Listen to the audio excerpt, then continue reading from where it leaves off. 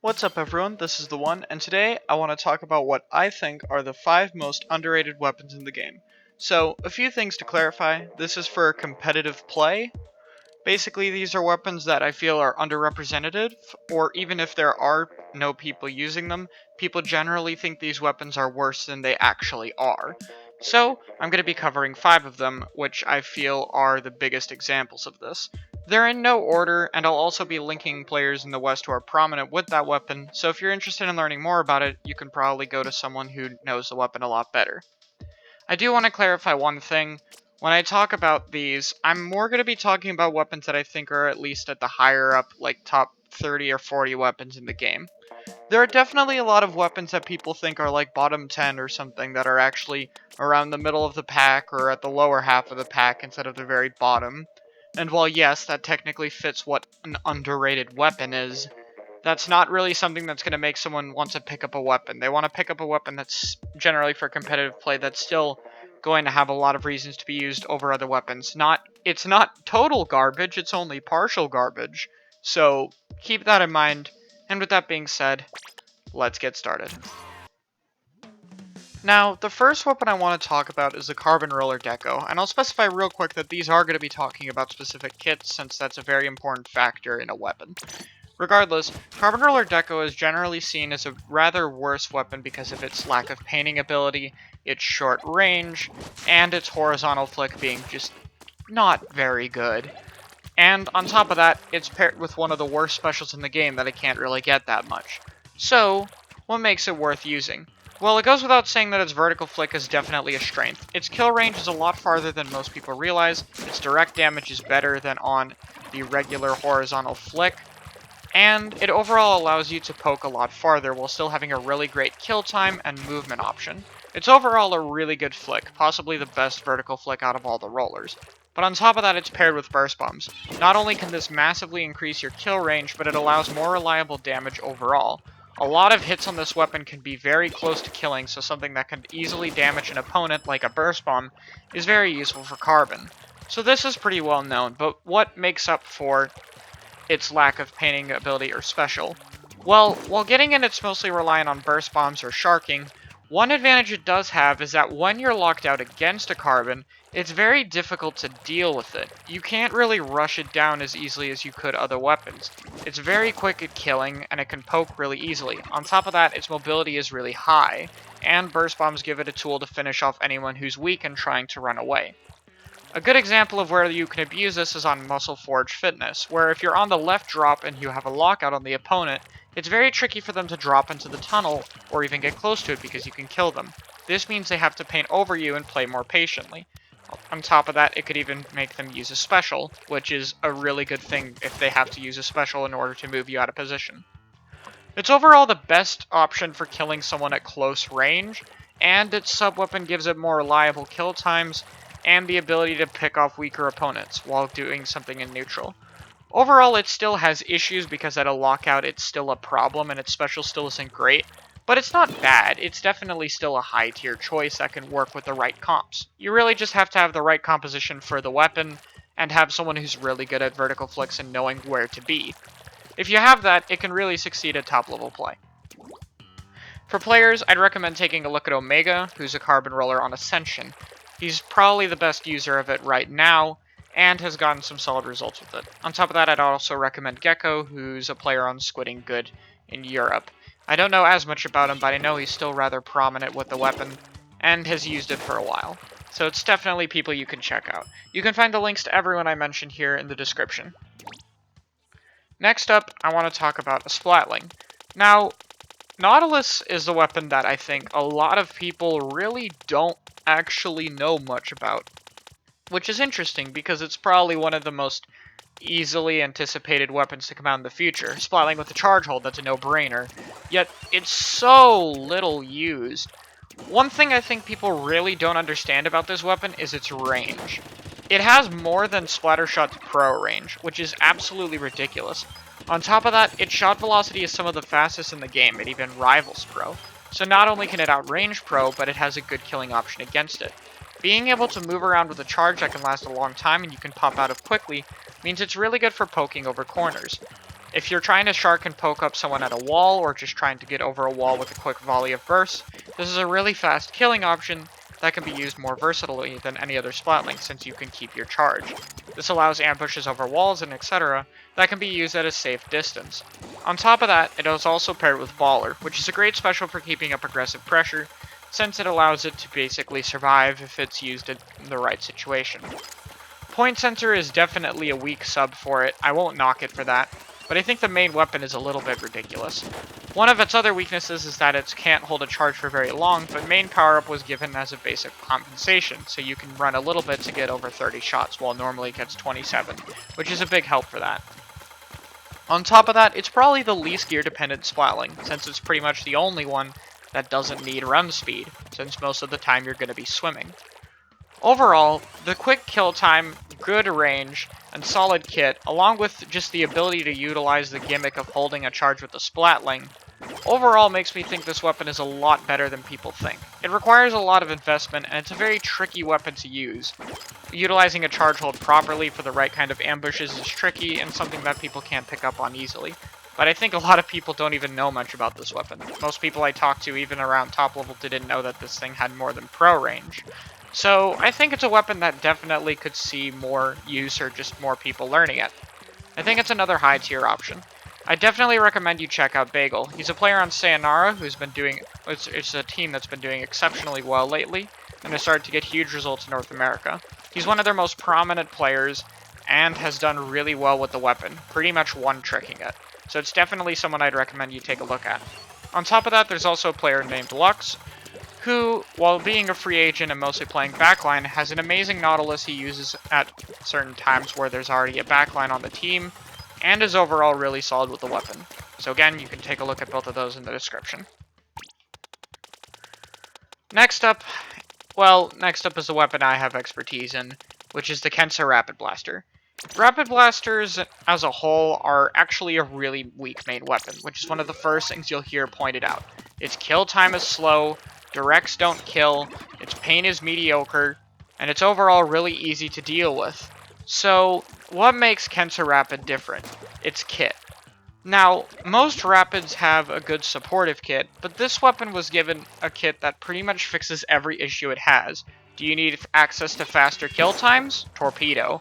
Do you need access to a neutral option you can use to poke people further away or achieve better painting power? You can throw a torpedo.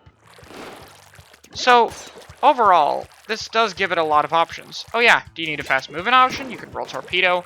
It's pretty much to the point where torpedo is pretty much used as neutral for a Rapid Blaster's play. Good Rapid Blasters will use torpedo as something you can lob, and then follow it up really easily if you notice that it gets a connect. Overall, it leads to really quick kill options, both with blast radius and with the direct, that people have to respect. On top of that, it also has access to Baller, which allows it to position much more aggressively, since it has an option it can use out of that. On top of that, comboing a torpedo and a shot after a Baller will kill anyone who's weakened by it, so it also has a tool it can use out of Baller. It may seem a little bit ridiculous to say just a kit can make a weapon so much better, but I mean, it's not like the first time this has happened. Look at Kunder. Kunder's a horrible main weapon, significantly worse than Rapid. That was meta because its kit was insanely good. This is a similar thing, just not as strong as Undercover. It overall makes up for the main weapon's weaknesses, and gives it an option in playstyle that no other Rapid has. It has now more tools for being able to paint, pressure opponents, and deal with slower kill times, which overall is pretty much all the problems it has. It's a good solution that overall pushes the weapon. It allows it to do a lot better against longer range weapons and dealing with things such as pro. It overall puts a lot more pressure and allows it to be a blaster that can actually do blaster things relatively well. It's definitely carried by the kit. It's not like that isn't well known, but how you can use this kit is definitely underrated. Rapid is a bad main weapon without a good kit, but with a good kit, it can allow the weapon to shine in new ways, and I think none of the other Rapids can really take advantage of a kit like this. Well, unfortunately, I'm kind of the only person using it right now in the Western scene. There are users in Japan, but no one else really plays it too much in the West. Though, maybe some people will do it for a few maps, such as Albacore. I hope more people start picking it up, but we'll see how it goes. Overall, as the game develops, hopefully more of these weapons will be taken an interest to. Next up is a weapon that most people started to get familiar with being better, after seeing a certain video, and that's the vanilla 96. Now, I'm sure everyone here has probably seen or heard of Dude and his video about comparing 96 to Junior, which is one of the first times it was really brought up as a comparison to Junior. A lot of people considered maybe H3 or some even Kunder as an option, but not really too many people talked about 96. And overall, he made many good points. One of the key reasons you would use this over Junior is its overall painting range and sprinkler. It's the only other weapon that can get armor really quickly with a 190p special, while having good painting at a range plus having sprinkler. This means that it can paint a lot safer than Junior since it doesn't need to be a lot closer. And even though it doesn't have as much spread, being able to paint from a safer distance makes it harder to take you out. On top of that, 96 has better range than Pro, which is a pretty good thing to have. But I think what a lot of people don't think is really good is its ability to use main power-up. I don't have enough, but if you had 2 mains, you could deal 70 damage.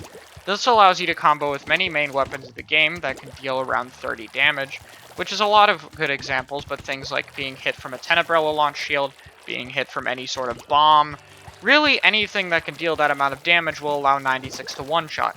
And since it's already staying back at a solid range, it's in a good position to follow up without exposing itself. On top of that, having that amount of good damage, meaning hitting it with your fall-off range will often two-shot, which effectively gives 96 even more range. So, overall, it can pair really well with bombs and other teammates or even just weakened opponents, since it can allow it to get a quick one-shot. Its RNG is a problem, but it's not as bad as people say it is, especially after the recent buffs. I think why this weapon is held back a little bit is because people really don't want to try an armor weapon without a bomb. Having a bomb is a pretty staple of armor weapons, and I think a lot of people aren't sure how one does without it, since a lot of a weapon with armor's thing is poking a bomb and then going in. We see this with both H3 and Junior and Kunder before, where using a bomb was a prime way to set up your weapon for moving in. This is the most useless plug of all time, but Dude is currently the main person using 96.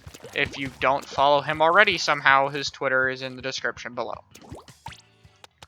Lastly, I want to talk about what is easily the most underrated or misunderstood weapon in the game. People say this weapon is worse than Forge. I've even heard worse than Heavy Gecko or no reason to use over Tenebrella, which is absolutely fucking ridiculous. And that is Foil Squeezer. Honestly, I think Foil Squeezer is easily one of the best weapons in the game right now. And I don't know why people compare it to Pro that much. It has a 3-shot that kills 1 frame sooner, but that's about where the similarities end. It has significantly more range, outranging 96, and pretty much being only outranged by backlines and bamboo, which sometimes is used as a backline. This is an incredibly good range for its kill time. Splattershot Pro's 3-shot kill time isn't impressive, so you may think Squeezer's isn't. However, Squeezer has so much more range that the kill time for its range is really good. On top of that, it has access to a painting mode, which is another thing Pro doesn't really have, a mode to paint well. Pro's main weakness, or at least one of them, is painting. On top of that, with the 180 points for special, it can get Bubble Blower. But, you might say, why would I use Bubble Blower with Foil Squeezer over something like Tent? Tent's the best bubble weapon right now. Why would I use Foil's bubbles? Well, because if you have Object Shredder, you can pop bubbles really easily with your bomb.